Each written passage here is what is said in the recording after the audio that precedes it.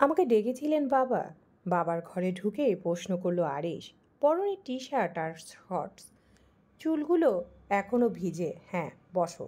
আফজাল খান গম্ভীর মুখে বললেন। আরিশ চুপচাপ গিয়ে একটা চেয়ার টেনে বসলো। দীর্ঘশ্বাস ফেললেন আফজাল খান, তারপর ধীরে ধীরে জিজ্ঞেস করলেন, সংসার করতে বিয়ে করেছো না প্রতিশোধ নিতে? আরিশ ভুরু কুঁচকে তাকালো। বিয়ে করেছি, এতটুকুই যথেষ্ট। কেন করেছি সেটা বলার প্রয়োজন বোধ করছি না। আফজাল খান কিছুক্ষণ চুপ করে থেকে শান্ত কণ্ঠে বলে উঠলেন, ওরার বাবা মা বেঁচে আছেন, তারা চান না ওরা তোমার সঙ্গে থাকুক, কারণ তুমি ওকে যেন কোনো বন্দি আসামির মতো করে রাখছো। একজন স্ত্রীকে কেউ এমনভাবে রাখে না আরিশ।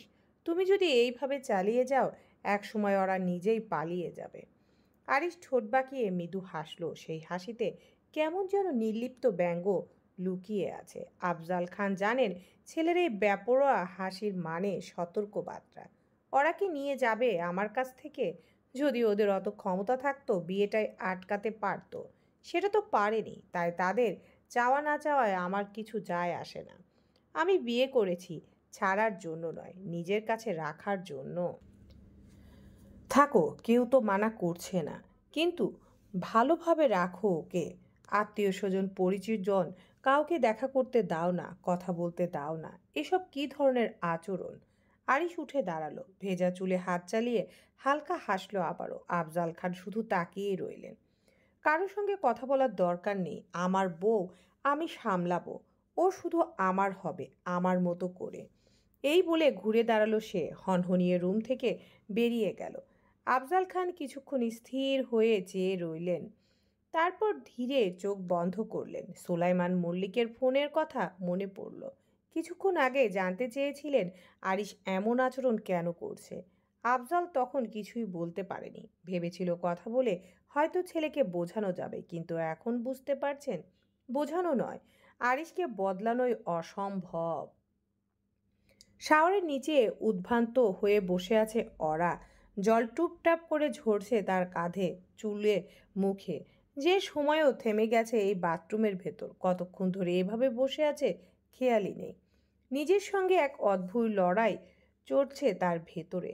একদিকে মনে হচ্ছে যদি ভালোবাসা দিয়ে এগিয়ে যায় হয়তো বদলে যাবে আরিশ। অন্যদিকে মনে হচ্ছে এমন মানুষের সঙ্গে থাকা মানে ধীরে ধীরে নিঃশেষ হয়ে যাওয়া।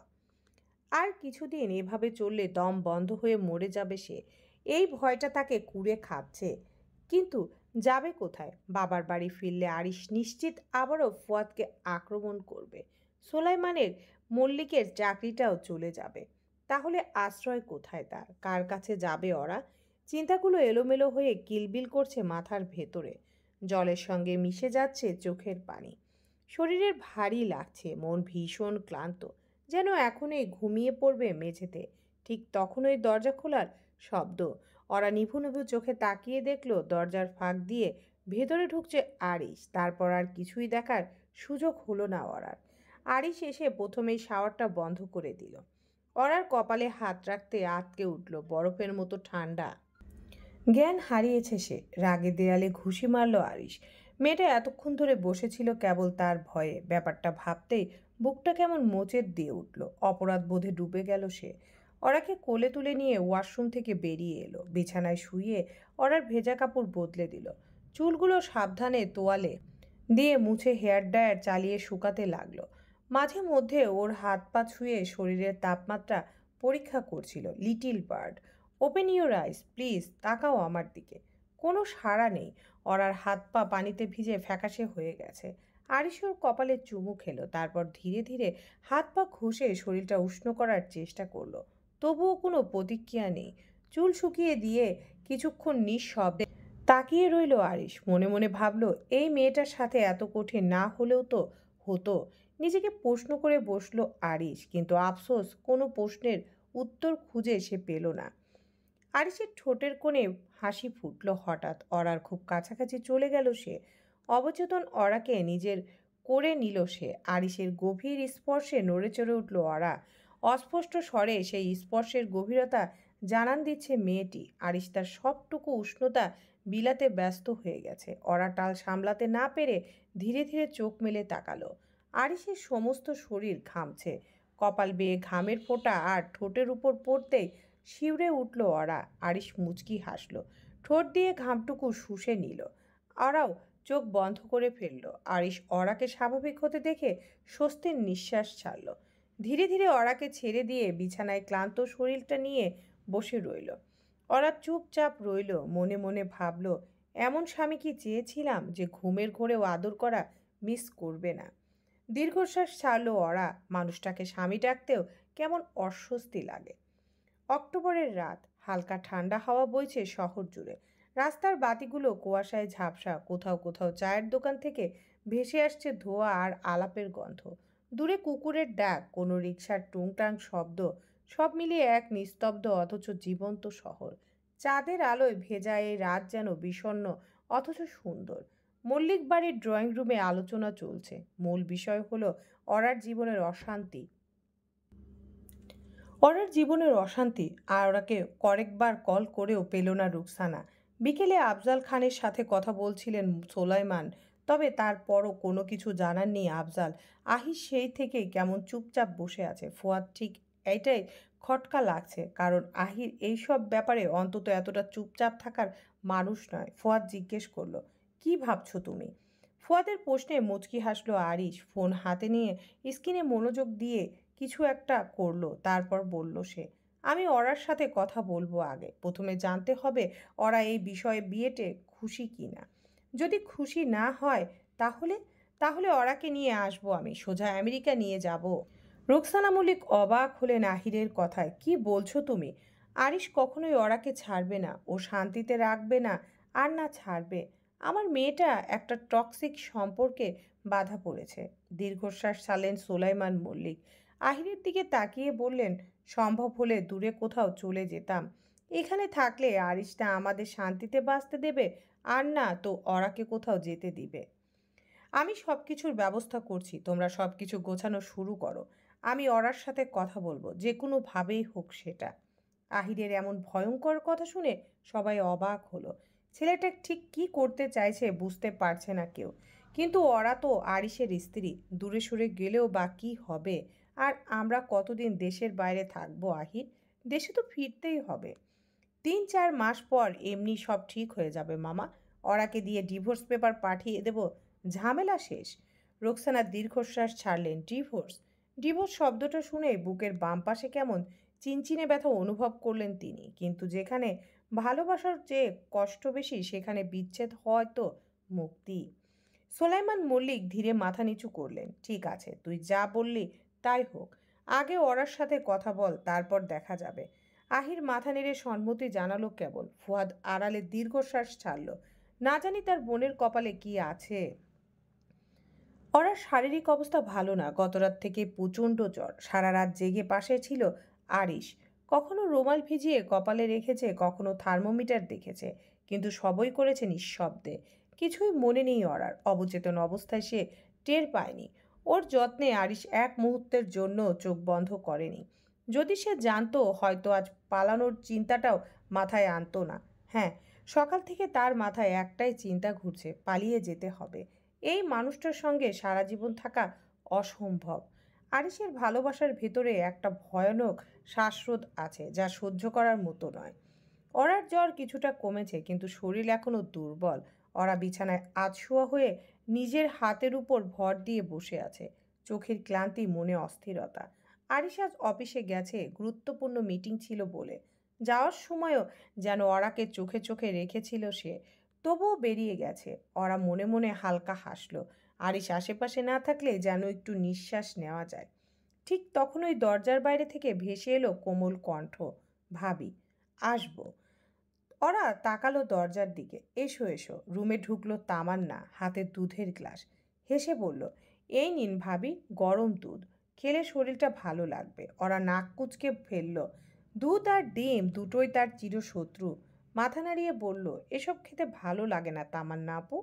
তামান্না একটু ইতস্তত করলো, কিন্তু আরিশ ভাইয়া বলেছেন আপনাকে যেন ঠিকমতো খাবার দিই। ওরা হাসলো, তাচ্ছিল্যর হাসি। আরিশের এই যত্ন যেন আরো বিদ্রূপ মনে হয় এখন। ভালোবাসার নামে শাসন, আদরের আড়ালে শৃঙ্খল।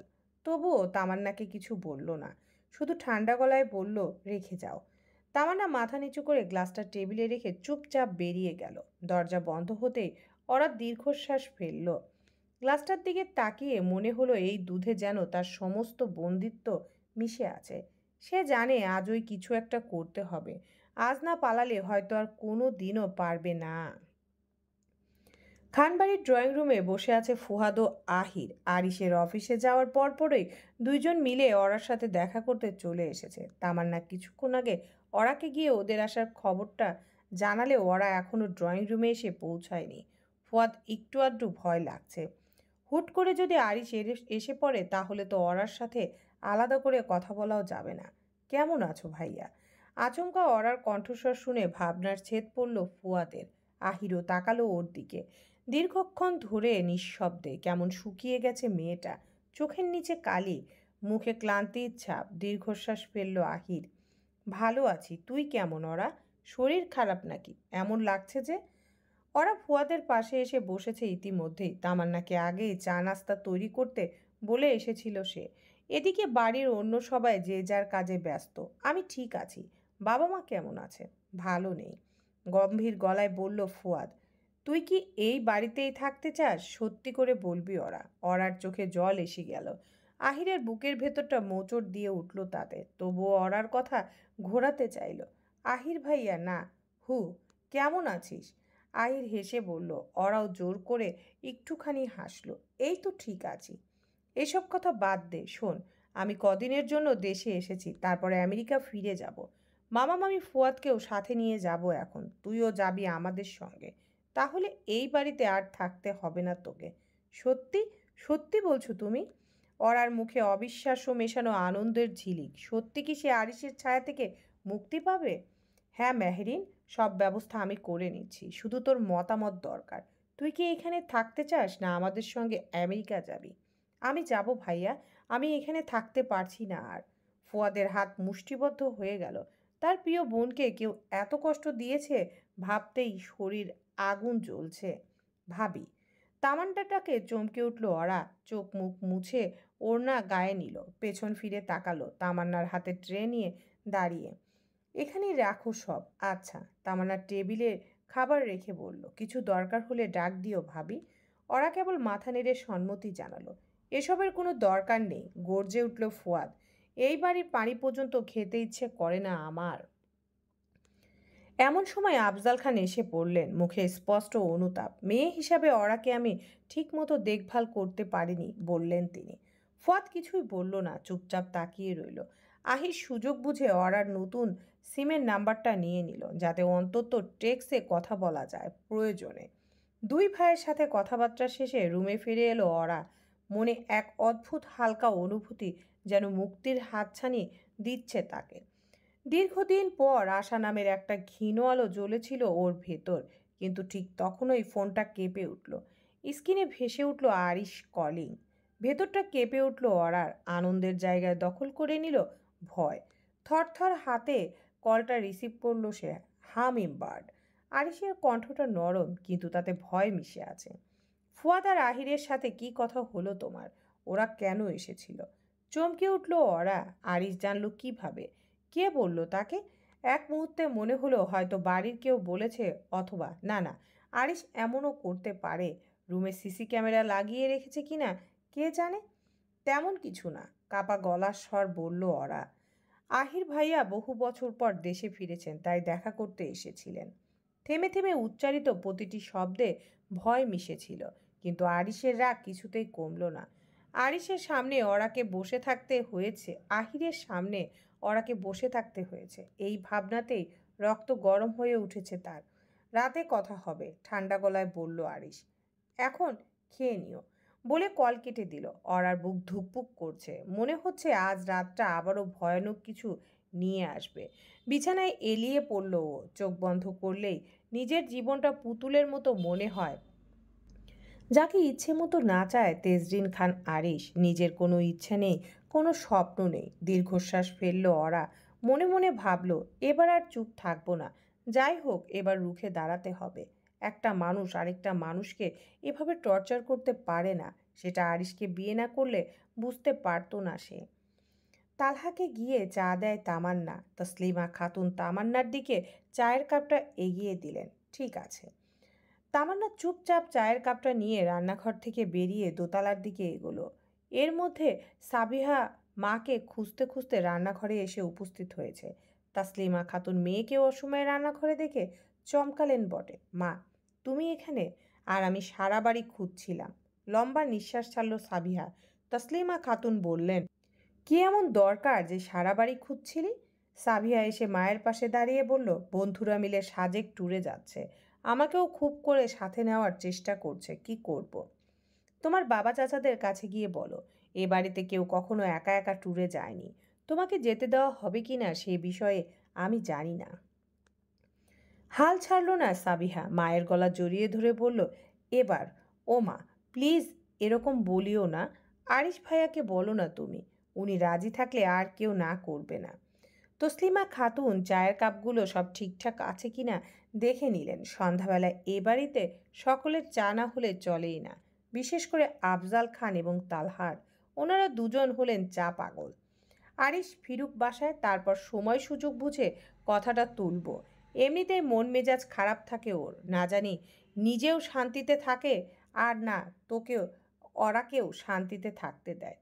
ছেলেটাকে বুঝতে পারিনি আজও। দীর্ঘশ্বাস ছাড়ল সাবিহা। আচ্ছা, আমি যাচ্ছি।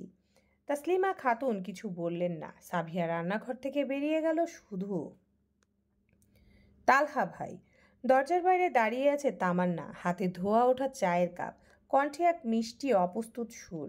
তালহা এতক্ষণ চুপচাপ বসেছিল। তামান্নাকে দেখে উঠে দাঁড়ালো। ঠোঁটের কোণে দুষ্টুমি মেশানো এক হাসি টেনে ইশারায় বলল, ভেতরে এসো। তামান্না দ্বিধাগ্রস্ত হয়ে রুমে ঢুকলো। কাপটা ধীরে টি টেবিলের উপরে রাখলো, যেন কাচের মতো নীরবতা ভেঙে না যায়। তালহা মৃদু স্বরে বলল, তামু, কি করলে তুমি আমাকে ভাই ডাকাটা বন্ধ করবে হুম? তামান্না চুপচাপ তার দিকে তাকিয়ে এক চিলতে হাসল, ঠোঁটে যেন লুকানো এক কাঁপুনি। আপনি আমার মুরব্বি, ভাই না ডাকলে কি বলবো, মামা না খালু? তালহার মুখে হতাশার ছায়া নেমে এলো, চোখে যেন এক নিঃশব্দ অনুরোধ। ভাই নয়, অন্য কিছু মানে খোঁজার চেষ্টা করো। তামান্না সেটা বুঝেও হেসে ফেলল না, কেবল নিচের দিকে তাকিয়ে রইল। তালহা ধীরে ধীরে এগিয়ে এলো ওর দিকে। তামান্না পিছু সরল। তালহা এগোলো, যেন দুজনের মধ্যে বাতাসও নিঃশব্দ হয়ে গেছে। টি টেবিলের সামনে এসে থেমে গেল তালহা। কাপটা হাতে তুলে নিয়ে হালকা ভুরু কুঁচকে ইশারায় বলল, চা নিতে এসেছিলাম, তোমার কাছে নয়। তামান্নার গাল লাল হয়ে উঠল। মুহূর্তেই লজ্জায় মাথা নিচু করে দরজার দিকে ছুটে গেল সে।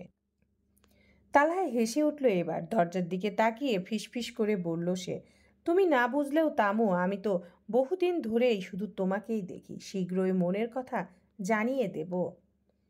সেদিন রাতে আরিশ ফেরার পর অনেক ধমকি ধামকি করলেও ওরাকে আর শাস্তি দিল না। দেবে কিভাবে?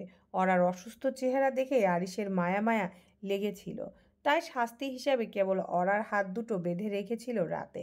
সারা রাত ওভাবেই ঘুমোতে হয়েছিল ওরাকে, কিন্তু ওরা কোনো প্রতিক্রিয়া দেখায়নি, কারণ ওর মাথায় কেবল একটাই চিন্তা ঘুরপাক খাচ্ছিল, মুক্তি, অর্থাৎ এখান থেকে চলে যেতে হবে। তাই চুপচাপ আরিশের সব কথা শুনে সহ্য করে কাটিয়ে দিল দুটো দিন। এর মধ্যে আরিশ প্রায় পাগলামি করেছিল, কখনো কোলে তুলে ধপাস করে বিছানায় ফেলে দেওয়া, আবার কখনো ঠোঁটে ঠোঁট ছুঁইয়ে দিয়ে দম বন্ধ করা অবস্থা সৃষ্টি করা, আবার কখনো হাত পা বেঁধে নিজের সাথে আষ্টে পিষ্টে রাখা। এসবই যেন আরিশের স্বাভাবিক আচরণ। আহির এর মধ্যে সব কিছু গুছিয়ে ফেলেছে। ১.৫-২ মাসের কাজ সে যেভাবে এত দ্রুত শেষ করলো সেটা ভাবতেই অবাক লাগছে ফুয়াদের। একদিন সরাসরি জিজ্ঞেস করেছিল, এই সব ব্যবস্থা এত তাড়াতাড়ি কিভাবে করলে আহির ভাইয়া? কিন্তু আহির শুধু হেসেছিল, কিছু বলেনি। ফুয়াদ তখনই বুঝেছিল ওর ভাই কিছু একটা আড়ালে রাখছে, তবুও বিশ্বাসের জায়গাটা অটুট ছিল। আহির যাই করুক তা তাদের ক্ষতির জন্য নয়। এই বিশ্বাসে মল্লিক পরিবারের সবাই নীরবে নিজেদের প্রস্তুতি নিচ্ছে। ইতিমধ্যে সুলাইমান মল্লিক নিজের বোনের সাথে বিস্তারিত কথা বলে নিয়েছেন। আহির যদিও আগেই সব জানিয়েছিল, তবুও সুলাইমান শুরু থেকে শেষ পর্যন্ত আবারও ব্যাখ্যা করে আহিরের মাকে, যেন কোনো ভুল না হয়, কোনো ফাঁক না থাকে। সব কিছু এখন তৈরি। আগামীকাল দুপুরের ফ্লাইট। ওরাকে যেভাবেই হোক সকাল হওয়ার আগেই বাড়ি থেকে বেরিয়ে এয়ারপোর্টে পৌঁছাতে হবে। রাতে রাত অনেক, বাড়ি নিস্তব্ধ। ওরা জানে না কখন ঘুমিয়ে পড়েছিল, হঠাৎ অনুভব করলো কেউ চুপি চুপি তার চুলে হাত বুলিয়ে দিচ্ছে। চোখ খুলে দেখলো আরিশ। আলোটা মৃদু করে দিয়েছে যেন তার ঘুম না ভাঙে। আরিশের মুখে আজ কোনো রাগ নেই, বরং একরাশ ক্লান্তি। ওর ফিটের দিকে তাকাতেই ধীরে ধীরে চাদরটা টেনে দিল সে, তারপর নিঃশব্দে ফিসফিস করে বলল, তুমি কেমন করে এতটা সহ্য করো হামিংবার্ড? আমি মাঝে মাঝে নিজেকেই ভয় পাই। ওরা কিছু বলল না, শুধু চুপচাপ শুনতে থাকলো। আরিশ মাথার কাছে বসে কিছুক্ষণ তাকিয়ে রইল, তারপর আলতো করে ওর কানের পাশে চুমু খেয়ে উঠে দাঁড়ালো। ওয়াশরুমের দিকে হাঁটতে হাঁটতে থেমে গেল হঠাৎ। ফিরে তাকিয়ে নিচু গলায় বলল, ঘুমাও পাখি, আগামীকাল তোমার জন্য সারপ্রাইজ আছে। আজকে আর কষ্ট দেব না তোমাকে। অরার বুকটা কেমন হালকা লাগলো তখন। বাইরে রাগী, ভেতরে নরম। এমন এক আরিশকে হয়তো সে আগেও দেখেছে, কিন্তু আজ যেন প্রথমবার অনুভব করলো সত্যিকার ভাবে। মানুষটার মন খারাপ নয়, কিন্তু এত ওভার পসেসিভ কেন সে? এমন টক্সিক বা কেন? ভেবে পেল না ওরা। হঠাৎ রাতের নিস্তব্ধতা ভেদ করে অরার ফোনে একটা টেক্সটের নোটিফিকেশন বেজে উঠল। সব কিছু প্রস্তুত মেহেরিন, ভয় পাস না। সকাল 10টার মধ্যে বেরিয়ে আসিস, আমি থাকবো গেটের সামনে। মেসেজটা পাঠিয়ে আর অরার বুক ধুকপুক করছে। মুক্তি কি সত্যিই হাতের নাগালে, না নতুন কোনো ভয় অপেক্ষা করছে, সেটা এখনো অজানা অরার। পাখি, ও পাখি, ঘুমাচ্ছ এখনো? আরিশের কণ্ঠস্বর শুনে নড়ে চড়ে উঠল অরা, তবে ঘুমটা সহজে ভাঙল না। অনেকক্ষণ ধরে আরিশ অরার দিকে এক দৃষ্টিতে তাকিয়েছিল। ঠোঁট কামড়ে মিটিমিটি হাসলো আরিশ। অরা সেই রহস্যময় হাসিটুকু মিস করে গেল। অরাকে ঘুমিয়ে থাকতে দেখে আরিশ খুব ধীরে ওর পায়ের কাছে গিয়ে দাঁড়ালো এবার। এরপর ফ্লোরে হাঁটু গেড়ে বসলো। লম্বা নিঃশ্বাস ছাড়লো। অরার পা দুটো আলতো করে স্পর্শ করে বলল, এত ঘুমালে আমেরিকা কখন যাবে হামিংবার্ড? ওরা তবুও নড়ল না। আরিশ হাসলো একটু, আলতো করে ডান পা থেকে বাম পায়ের পাতায় ঠোঁট ছুঁয়ে দিল। মৃদু কেঁপে উঠল ওরা। এমনিতেই পায়ে সুরসুরি অনেক ওর, তার উপর এমন স্পর্শ, সব মিলিয়ে হুট করে ঘুম ভেঙে গেল ওরার। চোখ মেলে তাকাতেই পায়ের দিকে তাকিয়ে দেখলো ফ্লোরে বসে আরিশ তার পায়ে স্পর্শ করছে। ব্যাপারটা মোটেও ভালো লাগলো না ওরার। ধপ করে শোয়া থেকে উঠে বসলো সে। আরিশ তার স্বভাবসুলভ হাসিটা ঠোঁটের কোণে বজায় রেখে বলল, ঘুম ভাঙলো? ওরা দুদিকে মাথা নেড়ে সম্মতি জানালো। আরিশও ওরার পাশে গিয়ে বসলো এবার। তোমার যে বিদেশে ঘোরাঘুরি করার এত শখ, সেটা তো আমাকে বললেই পারতে ডার্লিং। শুধু শুধু আহির না ফাহিরকে বলে 2 নাম্বারই পথে আমেরিকা যাওয়ার ব্যবস্থা করতে গেলে কেন? ভয়ে চোখ মুখ কেমন ফ্যাকাশে হয়ে গেল অরার, কিন্তু আরিশের মধ্যে অবশ্য কোনো ভাবান্তর দেখা গেল না। সে বেশ স্বাভাবিকভাবে বসে আছে। ওরা ভেবে পাচ্ছে না আরিশ কিভাবে জানতে পারলো এসব। ভয়ে শরীর কাম্পন দিয়ে ছড়িয়ে যাচ্ছে মেয়েটার। এই বুঝি আরিশের ভয়ঙ্কর রূপটা বেরিয়ে আসে। কি হলো ডার্লিং? তোমার এই চুপ করে থাকার স্বভাবটায় আমার খুব বিরক্ত লাগে। আমি আসলে শশাস চুপ। আকস্মিক আরিশের চোখ মুখের রং যেন বদলে গেছে। স্বাভাবিক ভাবখানা সরে গিয়ে চোখ লা হলো রক্তবর্ণ। চোয়াল কেমন শক্ত হয়ে গেল। অরার চোখ ছলছল করছে ব্যথায়। আরিশ তার গলা চেপে ধরেছে। হিসহিসিয়ে বলল আরিশ, আমার থেকে পালাতে চাও তুমি? হ্যাঁ পাখি, তুমি, তুই আমাকে রেখে ওই আহিরের সাথে যেতে চাস? ওরা হাঁসফাঁস করছে কেবল, চাইলেও কথা বলতে পারছে না। আরিশ ওর গলা ছেড়ে দিয়ে থুতনিতে হাত রাখতেই ঘন ঘন নিঃশ্বাস ছাড়ল ওরা। থেমে থেমে বলল, আপনার সাথে কেউ থাকতে পারবে না আরিশ। আপনি কি মানুষ? এরকম আচরণ কেউ করে কারোর সাথে? কেন থাকবো আমি? বিয়েটাও কিভাবে করেছিলেন মনে আছে নিশ্চয়ই। তার উপর প্রতি রাতে বৈবাহিক ধর করে চলেছেন আপনি। একবারও কি জানতে চেয়েছিলেন আমি কি ফিল করি না করি? ওরা এক নাগাড়ে কথাগুলো বলে থামলো এবার। আরিশ ভুরু কুঁচকে ফেললো তাতে। বৈবাহিক ধর কথাটা বারবার কানে আওড়ালো চেষ্টা করলো আরিশ। ওরা কি শক্ত করে ধরে কোলে তুলে নিল সে। ওরা রাগে ঘৃণায় অন্যদিকে তাকিয়ে রইল কেবল। এই মানুষটার মুখটা পর্যন্ত দেখতে চায় না ও। আমি তোমার বর ওরা, তোমাকে আমার সাথেই থাকতে হবে, আমাকে ছেড়ে কোথাও যাবে না তুমি। কেমন অস্বাভাবিকভাবে কথাগুলো বলল আরিশ, যেন মানসিক স্মৃতি হারিয়ে ফেলেছে সে। একটু থেমে আবারও বলল, টাকা, সময়, আদর সবই দেব তোমাকে, কিন্তু তুমি না চাইলেও প্রতি রাতে তোমার শরীরে আমি ফিরব, যেন আমার ছোঁয়া, আমার দাগ দেখে হলেও তুমি আমার কথা মনে রাখো। তোমার শরীরের প্রতিটি অংশে আমি আমার ভালোবাসার ছাপ রেখে যাব, যা মুছবে না কোনো দিনও। কথাগুলো শেষ হতেই শব্দ করে হেসে উঠল আরিশ। ওরা একটু ভয় পেয়ে গেল। আরিশের এই রূপটা ওর অচেনা নয়। এখন আরিশ কি করতে পারে সেটাও ওর জানা। আরিশ অরার ভাবনা ভুল হতে দিল না। আচমকায় অরার ঠোঁটে হামলে পড়ল সে। প্রথমে চুমু, তারপর আলতো কামড় বেসামাল করে তুলল অরাকে। ঠোঁটে জ্বালাপোড়া অনুভব করতেই ছটফট করতে লাগলো অরা। অরিশ তবুও থামল না। আজ যেন সে উন্মাদ হয়ে গেছে। সে অরার কামিজের ভেতর হাত গলিয়ে দিল। মুহূর্তেই চেঁচিয়ে উঠল মেয়েটা। আরিশের ঠোঁটের কোণে হাসি ফুটল তাতে। একটা অসহনীয় স্পর্শ সহ্য করতে পারছে না ওরা। আরিশের অবাধ্য স্পর্শ ওরাকে এক অদ্ভুত ব্যথা মিশ্রণ অনুভূতির মধ্যে ফেলে দিল। আরিশ, প্লিজ আস্তে, আমার লাগছে প্লিজ। একটু আধটু ব্যথা না পেলে আমাকে ফিল করবে কিভাবে হামিংবার্ড? ওরার চোখ দিয়ে পানি একটি ফোঁটা গড়িয়ে পড়ল। আরিশ বিষয়টা বুঝতে পেরে স্পর্শ থামালো। ওরার গালে আলতো করে জিহ্বা লাগিয়ে দিয়ে সব চোখের জল শুষে নিল সে। ওরা অবাক হয়ে উঠল ওর কর্মকাণ্ড দেখে। আরিশ এক করে চুমু দিয়ে ভরিয়ে তুলল ওরার গাল, নাক, চোখের উপরের এবং কপালে। ওরার শরীরে ছেড়ে দিয়েছে, আর কোনো শক্তি অবশিষ্ট নেই ওরার শরীরে। এতক্ষণ অনেক চেষ্টা করে আরিশের থেকে সরতে পারেনি সে।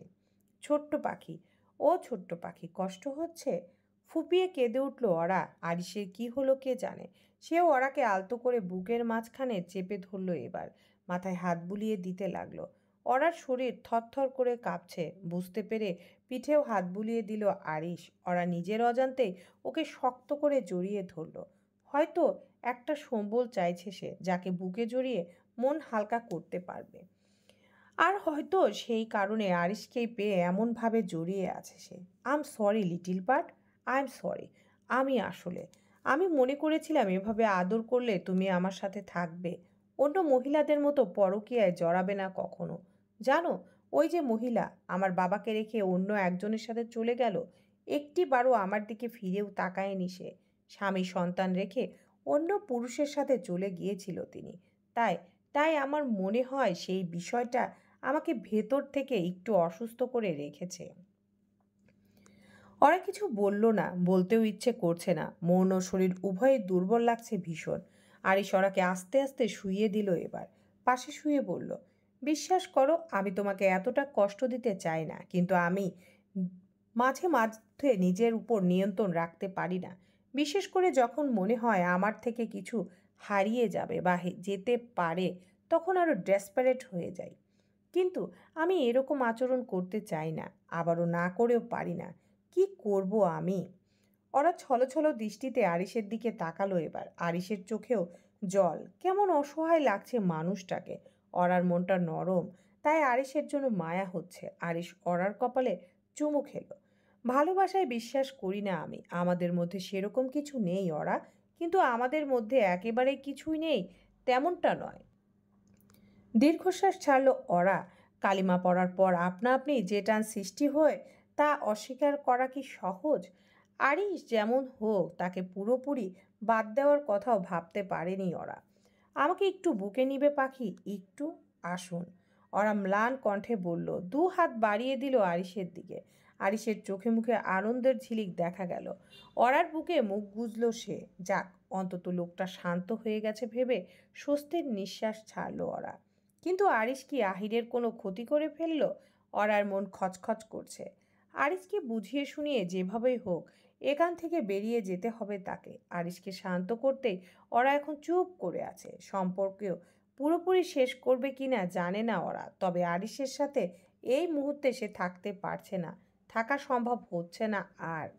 হামিমবার্ড জি, আমি আহিরকে ভালো জায়গায় রেখেছি, চিন্তা করিও না। আঁতকে উঠল ওরা। তার মানে তার ভাবনা সঠিক ছিল। আরিশ আহিরকে কিডন্যাপ করিয়েছে। আধা ঘন্টা পর ফ্লাইট। বিমানবন্দরে বসে আছে মল্লিক পরিবারের সবাই। ফুয়াদ অস্থির হয়ে পায়চারি করছে, হাত পেছনে জড়িয়ে চুপচাপ। সকাল থেকে আহিরের কোনো খোঁজ নেই। ওরাকে সঙ্গে আনার কথা ছিল তার, কিন্তু সেটা হয়নি। কোনো না কোনো কারণে পরিস্থিতি বদলে গেছে এবং ফুয়াদ তা অনুভব করছে। গতকাল রাতে আহির সকলকে বলেছিল যদি হঠাৎ তার কোনো খোঁজ পাওয়া না যায় বা ওরাকে আনতে না পারে তাহলে সোলাইমান মল্লিক, রুকসানা ও ফুয়াদ নিজে চলে যাবে। এরপর আহির নিজেই ওরাকে নিয়ে আমেরিকার উদ্দেশ্যে রওনা হবে। কী রে ফুয়াদ, আহিরের কোনো খবর পেলি? সোলাইমান মল্লিক ধীরে ফুয়াদের কাঁধে হাত রাখলেন। ফুয়াদ বাবার দিকে তাকিয়ে বললেন, না বাবা, কোনো খোঁজ পায়নি। হয়তো আরিশি কিছু করেছে আর আহির তাই আমাদের আগে চলে যেতে বলেছিল। সোলাইমান মল্লিক বললেন, হ্যাঁ বাবা, আহির ভাইয়া বুদ্ধিমান মানুষ, তবুও আমি মনে করি আহির শীঘ্রই ওরাকে নিয়ে ফিরে আসবে। দীর্ঘশ্বাস ছাড়লেন সোলাইমান মল্লিক। রোকসানা পাশে এসে দাঁড়ালেন, মুখে চিন্তার ছাপ।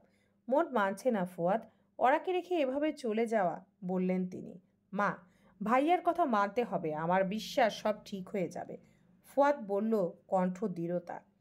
সোলাইমান একবার তাকিয়ে হাসলেন, রুকসানার হাত ধরে ধীরে এগোলেন গেটের দিকে। ফুয়াদও তার পিছু নিয়ে ভেতরে ভেতরে একটা অজানা আশায় গন্তব্যের দিকে এগিয়ে গেল। গোডাউনের পুরনো দরজাটা কেমন একটা কর্কশ শব্দ তুলল। বাইরের গা ছমছমে ঠান্ডা বাতাসে ধুলো আর মরচে ধরা লোহার গন্ধ। ভেতরের দেয়ালে টাঙানো একটা নীল বাল্ব ঝাপসা আলো ফেলছে মাঝে মধ্যে। আলোটা নিভে গিয়ে আবার জ্বলে উঠছে। আহির কোনায় বসে আছে, তার দুহাত বাঁধা, পিঠ দেওয়ালের সঙ্গে ঠেকানো, মুখে কাটা দাগ। বাইরে পাহারায় আছে তিনজন, হাসি, সস্তা সিগারেটের ধোঁয়া, গালাগালি আর গল্পে মেতে আছে তারা। ঘড়িতে তখন রাত 1টা পেরিয়েছে। দৌড়ে কুকুর ডেকে উঠল। আহির চোখ তুলে তাকালো, ঠোঁটের কোণে হালকা এক বাঁকা হাসি। সে জানে আজই তার বেরিয়ে যাওয়ার রাত। সে জানে আরিশ ভাবছে সে আহিরকে বন্দি করে রেখেছে, কিন্তু আহির যে পাখি নয়, সে শিকারী, সেটা আরিশ জানে না। গোডাউনের পেছনের দেয়ালের ব্রেস পুরনো, ভেজা সিমেন্টের গায়ে নখ দিয়ে আঁচড় কাটলেই ভেঙে পড়ে গুঁড়ো।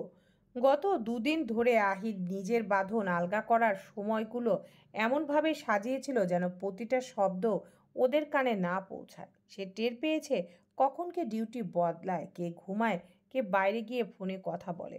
প্রতিটা মুহূর্ত সে মনে রেখেছে। আজ ঠিক সে সময় বাইরে এক পাহারাদার চিৎকার করে বলল, এই আলোটা আবার নিভে গেল কেন রে? আরেকজন উত্তর দিল, বাজে কানেকশন ভাই। আহির হালকা চাপ দিল নিজের ডান হাতে। দড়িটা নরম ছিল, একটু শক্তি দিলেই খুলে যাবে। তারপর এক টানে ফস, দড়ি মাটিতে পড়ল। নিঃশব্দে দরজার ফাঁকা দিয়ে পাহারাদারের ছায়া পড়েছে মেঝেতে। আহির উঠে দাঁড়ালো, ধীরে ধীরে নিঃশব্দে এগিয়ে গেল। একজন পাহারাদার বাইরে বেরিয়ে গিয়েছিল টয়লেটের অজুহাতে। বাকি 2জন বসে কাঠ খেলছে। আহির পেছন থেকে একজনকে কাছে গেল, তার শ্বাসের ফাঁকে একটুখানি গরম নিঃশ্বাস পড়ল ঘাড়ে। লোকটা ঘুরে তাকানোর আগেই ঠাস, মেঝেতে লুটিয়ে পড়ল একটা শরীর। চেয়ারের নিচে একটা ভারী শব্দ, আর কোনো আওয়াজ নেই। দ্বিতীয় পাহারাদার চমকে তাকালো। আহির তার মুখ চেপে ধরল, মাটিতে টেনে নিল। ঘাড়ের কাছে একটা চড়চড় শব্দ, গল করে রক্ত, চুপচাপ নিঃশব্দ। বাইরে বৃষ্টি পড়ছে। গোডাউনের টিনের ছাদে সেই শব্দ ঢাকছে সবকিছু। আহির দরজার দিকে এগোলো। বাইরের পাহারাদার তখন সিগারেট ধরাচ্ছে, ধোঁয়ার ফাঁকে তার ছায়া, আর তার পেছনে আহির। সে আর কিছুই বুঝতে পারল না। হঠাৎ আলো নিভে গেল। তারপর একটা শরীর মাটিতে লুটিয়ে পড়ল। অতঃপর সব শেষ। আহির কোনো কথা বলল না। দরজা খুলে বাইরে বেরিয়ে এলো। বৃষ্টি থেমে গেছে, রাস্তা ধোঁয়া উঠছে। দূরে একটা গাড়ি হেডলাইট জ্বলছে, পুরনো জিপ। তার আসার অপেক্ষায় ছিল কেউ। আহির পেছনের সিটে বসলো, জানলা খুলে তাকালো সেই গোডাউনের দিকে। ভেতরের আলো নিভে গেছে পুরাপুরি। আরিশের লোকেরা সকালে এসে দেখবে দরজা খোলা, 3জন লোক নিস্তব্ধ পড়ে আছে, আর বন্দি মানুষটা নেই।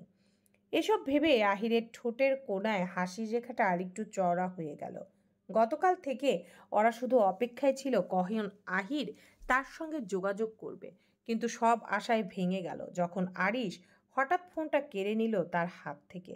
আহিরের সঙ্গে যোগাযোগের শেষ পথ বন্ধ হয়ে গেল তখন। আরিশ চেষ্টা করেছিল অরাকে মানাতে, কিন্তু তার সেই মানানোর ভঙ্গিটা ছিল একেবারে নিজের মতো, কখনো রাগ, কখনো আদর, আর তার মাঝখানে এক অদ্ভুত ভয়। ফলে অরার কাছে পরিবেশটা আরো ভীতিকর হয়ে উঠেছিল। রাত গভীর হলে হুট করে আরিশ ঘুমন্ত অরাকে কোলে তুলে বারান্দায় নিয়ে এলো। আধো ঘুমে ওরা চোখ মেলে তাকাতেই অবাক হয়ে দেখল চারিদিক জুড়ে জ্বলছে শত শত মোমবাতি। আলো ছায়ায় মিশেলে তৈরি এক রহস্যময় পরিবেশ। মাঝখানে সাজানো চেয়ার টেবিল, তাতে রাখা ছোট্ট একটা কেক। আজ তাদের বিয়ের 1 মাস পূর্ণ হলো। সেই উপলক্ষে সারপ্রাইজ আয়োজন করেছিল আরিশ, কিন্তু অরার পক্ষে সেই মুহূর্তে কোনো আনন্দ অনুভব করা সম্ভব হয়নি। তার মনে ভয়, হতাশা আর অসহায়তা। আরিশ একা একাই কেক কেটেছিল, তারপর নিজ হাতে অরার ঠোঁটে কেকের টুকরো ছোঁয়াতে ছোঁয়াতে হাসছিল। কিন্তু ওরা কিছুই মন থেকে করতে পারেনি, চুপচাপ বসেছিল কেবল। আরিশ একা একাই কেক কেটে ওরাকে খাইয়ে দিল। জানালার পাশে দাঁড়িয়ে আছে ওরা, সকালের আলো জানালা ভেদ করে তার মুখে নরম ছায়া ফেলছে। নিচে পাখিরা ডাকছে, আকাশে হালকা রোদ, অথচ ওরার মনটা আজও ভারী। কিছুক্ষণ আগে আরিশ নিজ হাতে তার চোখ মুখ ধুইয়ে দিয়ে টুথব্রাশ হাতে তুলে দিয়েছিল, যেন ছোট্ট শিশুকে যত্ন করা হয় ঠিক সেভাবে। এরপর বলেছিল, তুমি বসো পাখি, আজ তোমার জন্য আমি ব্রেকফাস্ট বানাবো। ওরা ঠোঁটের কোণে এক মুহূর্তের জন্য অবিশ্বাস্য ভেসে উঠেছিল। এতটা পরিবর্তন! আরিশ কি সত্যিই বদলাচ্ছে, নাকি অন্য কিছু? রান্নাঘরে আরিশকে দেখে খান পরিবারের অন্য সদস্যরা হতবাক। কেউ এমন দৃশ্য আগে দেখেনি। আরিশ নিজে হাতে রান্না করেছে, সেটাও অরার জন্য। কিন্তু আফজাল খান চুপচাপ বসে আছেন ড্রয়িং রুমে, মুখে তৃপ্তির হাসি, চোখে স্নেহের ছায়া। ছেলেকে দেখে মনে হচ্ছে যেন বহুদিনের কোনো ভার নেমে গেছে তার বুক থেকে। ওরা জানালার পাশে দাঁড়িয়ে আছে নিঃশব্দে, তার ভেতর ভয়, দ্বিধা আর অজেনা এক আশার মিশেল। হয়তো আরিশ সত্যি বদলাচ্ছে, অথবা এ কেবল আরেকটি নতুন খেলা যার পরিণতি সে জানে না। Darling, breakfast ready. আরিশের কণ্ঠস্বর শুনে পিছন ফিরে তাকালো ওরা। চুপচাপ দাঁড়িয়েছিল জানালার পাশে। আরিশ তার শর্টস আর কালো টি শার্ট পরে ব্রেকফাস্ট সাজাচ্ছে টেবিলে। ওরার চোখে পড়ল চুলগুলো এলোমেলো, মুখে ক্লান্তির ছাপ। মনে হলো কাজ করতে করতে এমন হাল হয়েছে। নিঃশব্দে তাকিয়ে রইল সে। কি ভাবছো এত? হঠাৎই আরিশের কণ্ঠস্বর ভারী হয়ে উঠল। চমকে উঠল ওরা, ভয়ে তড়িঘড়ি করে বলল, না কিছু না। আরিশ ঠোঁটের কোণে হালকা হাসি টেনে ওরার দিকে এগিয়ে এলো। মুহূর্তেই ওরাকে কোলে তুলে নিয়ে বিছানায় বসিয়ে দিল। এক এক করে খাবারের প্লেটগুলো সাজিয়ে রাখলো সামনে। ওরা নীরবে তাকিয়ে রইল ওর দিকে, চোখে যেন এক রাশ অচেনা মায়া। মানুষটা আরেকটু স্বাভাবিক হলে হয়তো এই সংসারটা টিকতো, হয়তো ভালোবাসাও জন্মাতো। দীর্ঘশ্বাস ছাড়লো ওরা।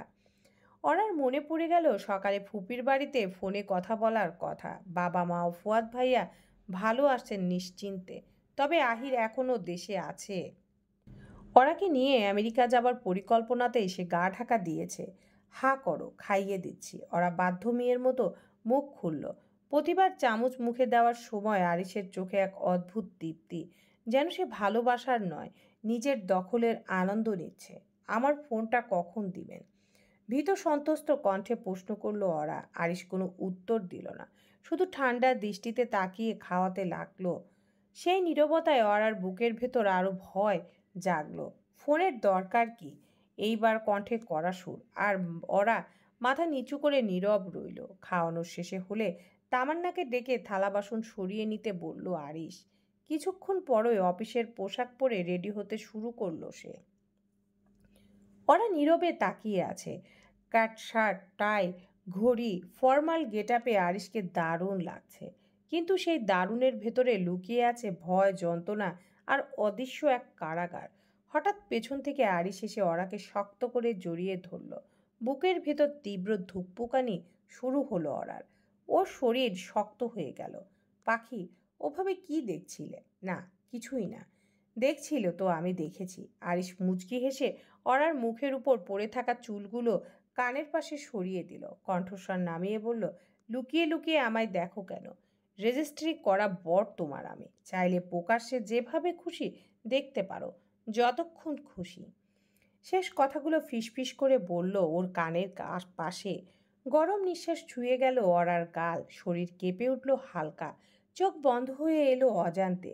ভয়, অনিশ্চয়তা আর অদ্ভুত এক বন্দিত্বের অনুভূতি জড়িয়ে রইল বাতাসে, যেন এই নীরব সকালটাও এখন বন্দি হয়ে গেছে আরিসের মতোই। আপনার দেরি হচ্ছে, ভীত কণ্ঠে বলল অরা। সরে যেতে চাইল, কিন্তু আরিশ হঠাৎই ওকে আরও কাছে টেনে নিল। মুহূর্তের মধ্যে অরার ঠোঁট নিজের ঠোঁটে রাখল সে। কিন্তু আশ্চর্যজনকভাবে এই প্রথমবার স্পষ্টটা আগের মতো রুক্ষ বা জোরপূর্ণ নয়, বরং কোমল, ধীরে ধীরে টেনে নেওয়া, স্নিগ্ধতায় ভরা। অরার শরীর হঠাৎই অবশ হয়ে এলো। প্রতিরোধ করতে গিয়ে খেই হারিয়ে ফেলল সে। অবচেতনভাবে হাত তুলে আলিশের করার চেপে ধরল।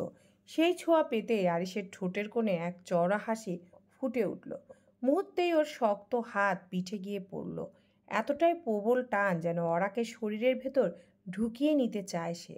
অরার নিঃশ্বাস ভারী হয়ে উঠল, দম বন্ধ লাগতে শুরু করলো। শেষমেশ ছটপট করে একটু দূরে সরে গেল সে। আরিশ থেমে গেল, বুঝে ফেলল অরার অবস্থা, হাতের চাপ কমিয়ে দিল, ধীরে ধীরে ঠোঁট আলগা করলো। অরার বুক ওঠানামা করছে দ্রুত, নিঃশ্বাস কাঁপছে।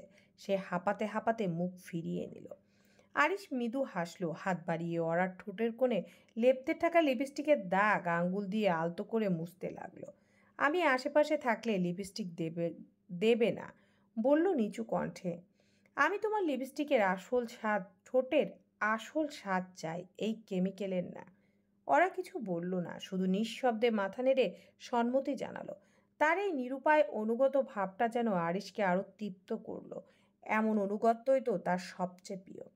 আরিশের ঠোঁটে এক শান্ত দখলদার হাসি ফুটে উঠল। দুপুরে খেয়ে নিও হামিমবার্ড, রাতে দেখা হচ্ছে, বলেই কপালে আলতো করে চুমু খেয়ে রুম থেকে বেরিয়ে গেল সে। দরজাটা বন্ধ হতেই অরার বুক থেকে ভারী একটা নিঃশ্বাস বেরিয়ে এলো, যেন খানিকটা সময়ের জন্য হলেও নিজের ভেতরের ফেরার সুযোগ পেল না সে।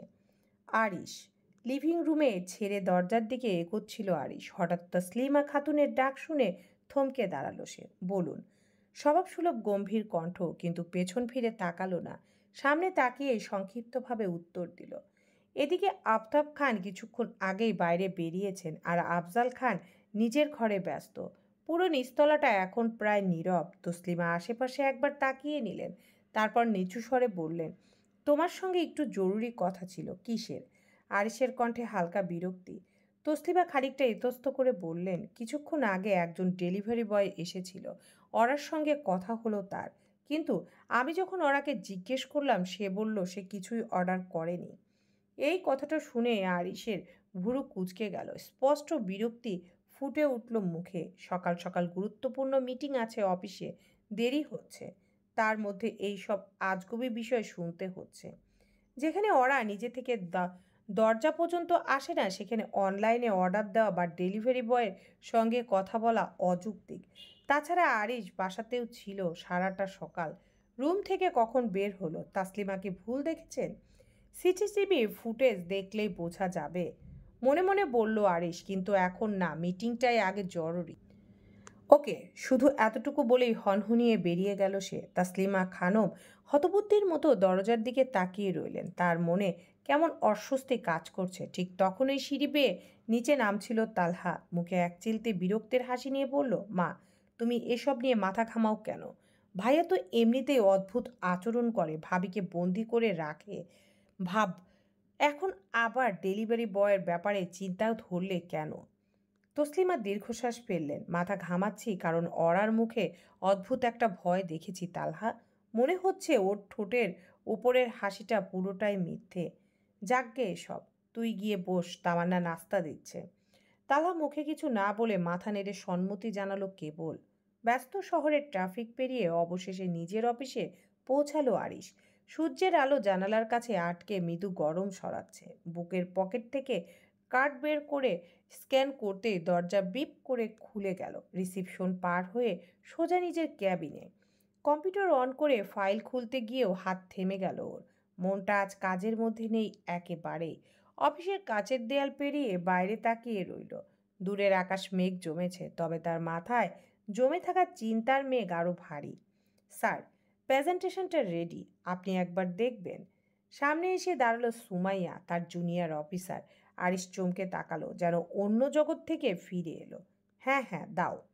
ল্যাপটপের পর্দায় চোখ রাখলেও তার বোন এখনও সকালে চাচির বলা কথায়। ওরা ডেলিভারি বয়ের সঙ্গে কথা বলেছিল, কিন্তু অর্ডার করেনি। বলার মতো তুচ্ছ না হলেও আরিশের মাথায় সেটাই বারবার ঘুরছে। চলবে ইনশাআল্লাহ।